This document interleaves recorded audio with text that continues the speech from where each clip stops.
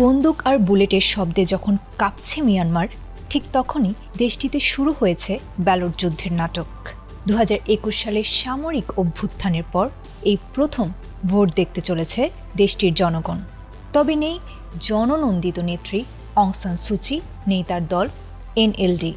রক্তক্ষয়ী সংঘাত আর অনিশ্চয়তার 5 বছর শেষে বাংলাদেশের প্রতিবেশী দেশ মিয়ানমারে শুরু হয়েছে বহুল আলোচিত সেই জাতীয় নির্বাচন।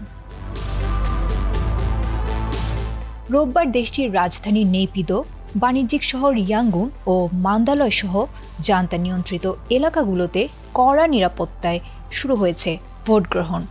জান্তা প্রধান জেনারেল মিন অং লাইং নিজে ভোট দিয়ে একে অবাধ ও সুষ্ঠু দাবি করলেও বাস্তবতা যেন বলছে ভিন্ন কথা। এই নির্বাচনের ময়দান থেকে কৌশলে সরিয়ে দেওয়া হয়েছে গণতন্ত্রের প্রতীক অং সান সুচি এবং তার দল ন্যাশনাল লীগ ফর ডেমোক্রেসিকে। 2023 সালে সুচির দলকে বিলুপ্ত ঘোষণা করেছিল জান্তা সরকার। বন্দী অবস্থায় সুচি এখন কাটাচ্ছেন অন্তহীন সাজা, যার মেয়াদ হতে পারে 150 বছর পর্যন্ত। গণমাধ্যম রয়টার্সের তথ্য অনুসারে মিয়ানমারের 330টি টাউনশিপের মধ্যে 265টিতে 3 ধাপে ভোট নেওয়ার পরিকল্পনা থাকলেও দেশটির প্রায় 33% অঞ্চল এখন বিদ্রোহীদের দখলে।